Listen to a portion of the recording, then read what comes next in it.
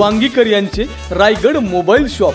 आपल्याकडे Samsung, Oppo, Vivo, Redmi, OnePlus सर्वच branded कंपनीचे मोबाईल व मोबाईल दुरुस्ती आणि भेट द्या वांगीकर यांचे Raigad mobile shopping, station road, Parbhani. माहूरगडाचे बाळू महाराज काकाने आपल्याला भेटले आहेत, महात्मे आहेत। 87 नंबर दिंडीमध्ये चालतात।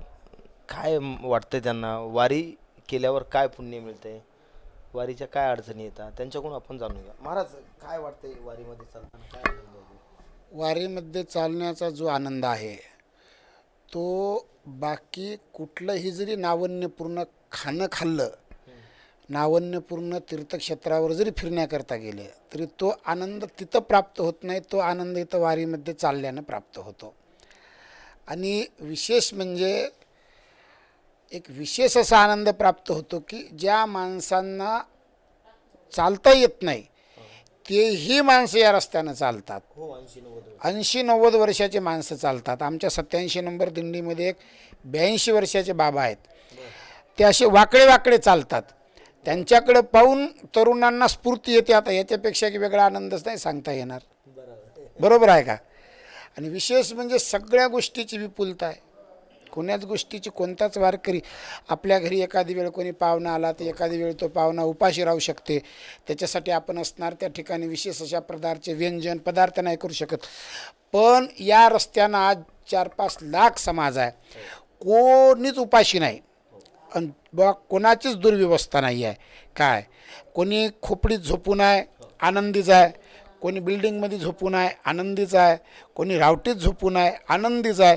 आणि आनंदी आहे म्हणूनच ही आनंदाची वारी आहे आणि ते आनंद उपभोगण्याकरता सगळेजण येतात। आलं का लक्षात? आता आमच्या संन्यासी परंपरेमध्ये सुद्धा आज जवळजवळ मी वारीच्या रस्त्यानं थोडंसं एक अवलोकन केलं, थोडंसं एक निरीक्षण केलं। आता मी तर जवळजवळ एक 20 वर्षापासून वारीत येतो। आज यावर्षी मला एक विशेष आनंदाची बाब अशी वाटली की वारीमध्ये जवळजवळ एक 5-50 संन्यासी पण आहे। हां, आणि बरेचसे संन्यासी मला भेटले पण आणि माझ्यासोबत 87 नंबर दिंडीमध्ये चालले पण। आणि पुन्हा आम्ही पुढच्या वर्षी असा प्रयत्न करणार आहोत की बरेचसे महात्मे, बरेचसे संन्यासी वारीला आले पाहिजे। काय आणि जसं कुंभमेळ्यामध्ये एक नागा लोक असते तसे नागाही काही वारीचं आकर्षण ठरलं पाहिजे, यासाठी ते सुद्धा प्रयत्न करणार आहोत। आणि आज आमचा मुक्काम या ठिकाणी आमचे देवबाप्पा आहेत माळशिरसचे, त्यांच्याकडे आहे। जय हरी रामकृष्ण हरी। महाराज, दिनचर्या कशी असते तुमची वारीची? दिनचर्या रात्री झोपत असताना मी मुलांना सांगतो 2 बकेट पाणी पायाजवळ घेऊन झोपतो। हां, खरं तर सकाळी उठलं टँकरजवळ नंबर लागत नाही आणि रस्त्यानं कुठं आंघोळीचा पाण्याचा शोध घेत बसा। संध्याकाळी मुलं पाणी आणून ठेवून देतात। 4 वाजता उठून आंघोळ करतो, नित्यनेम करतो, पूजा अर्चा झाली की थोडंसं समोर येऊन थोडा आराम करण्याचा प्रयत्न करतो। दिंडी नंबरला लागली की नंबरला लागून दिवसभर असणारं भजन करायचं। कशी दिनचर्या असते माऊलीच्या भजनाची? भजनाची दिनचर्या प्रातःकाळी रामकृष्ण हरी भजनापासून सुरुवात, त्याच्यानंतर काकडा, त्याच्यानंतर नियमाचे अभंग, त्याच्यानंतर पाठाचे अभंग, त्याच्यानंतर हरिपाठ आणि रावटीवर गेल्याच्यानंतर आरतीने दिवसभराच्या दिनचर्याची सांगता। अशा पद्धतीने 20 वर्षात वारीतला एखादा वेगळा अनुभव सांगता येईल?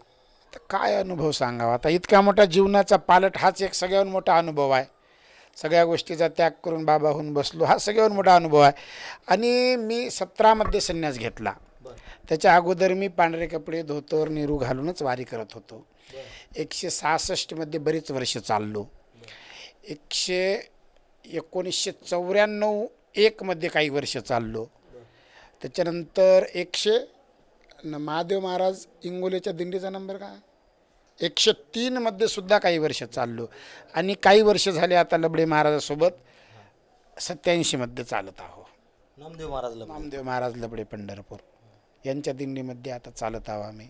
संन्यासी जीवन आणि अगोदर जीवन याच्यामध्ये काय फरक जाणवतो? मला तर असं काही वाटत नाही गडे। मी पांढऱ्या कपड्यात होतो त्यावेळेसही संन्यासी जीवन जगत होतो, आजही संन्यासी जीवन जगत आहो। मला तर असं काही जीवनात बदल झाला माझ्या असं मला काही वाटत नाही. वारकऱ्याच्या जीवनात वारी केल्यावर काय बदल होईल? वारकऱ्याच्या जीवनावर वारी केल्याच्या नंतर काम, क्रोध, लोभ, मच्छर, दंभ, अहंकार याच्यावर वार होते. त्याचंच नाव वारी आहे. काय त्याचं नाव वारी आहे. आणि तेच वारी करण्याकरता आम्ही सगळेजण इथं आहोत. आमच्यासोबत तुम्ही आहे. आणि वारीचा अनुभव आम्ही जो सांगत आहोत तो तुम्ही बी अनुभवात आहात. त्याच्यामुळे डबल सांगण्याचं कामच राहील. वारी काय शिकवते शेवटी? अरे बापरे, आता वारी काय शिकवते? वारी शिकवते त्याग. वारी काय शिकवते? सगळ्याहून पहिली शिकवते त्याग. त्याच्यानंतर वारी शिकवते धर्म आणि त्याच्यानंतर वारी शिकवते दान. सगळ्याहून महत्त्वाचं, सगळ्याहून महत्त्वाचं वारी दान शिकवते. आता पहा, पुण्यामध्ये आम्हाला असा एक प्रसंग आला. महाराजांना आग्रह केला काही लोकांनी की आम्ही 100 लोकांची व्यवस्था करतो, आम्हाला 100 लोक द्या. 1200 लोक आहे दिंडीमध्ये.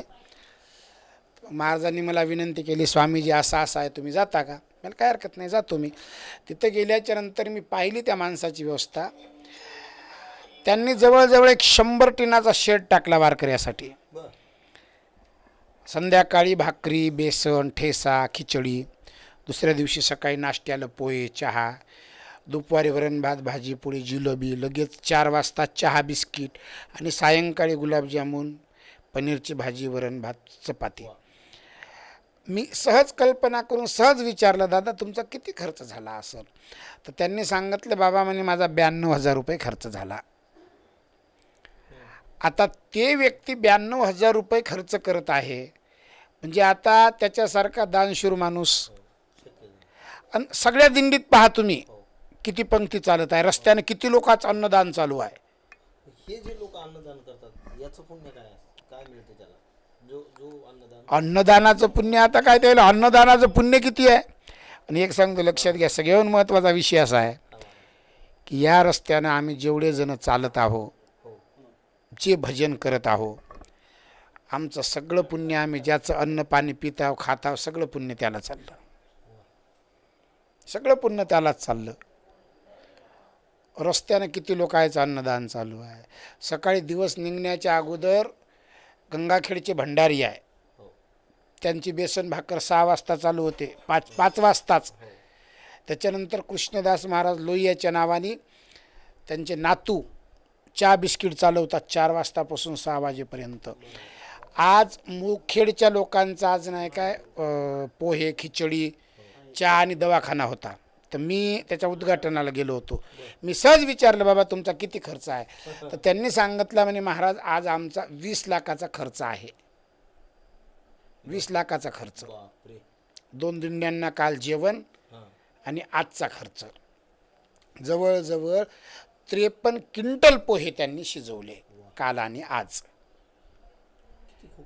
किती अन्नदान आहे. मग आता हे वारी अन्नदान शिकवते, वारी त्याग शिकवते की बाबा सगळे निसंग होऊन त्या ठिकाणी असणार. पहा तुम्ही किती भजनात मग्न आहे, किती तल्लीन आहे, किती नाचत आहे.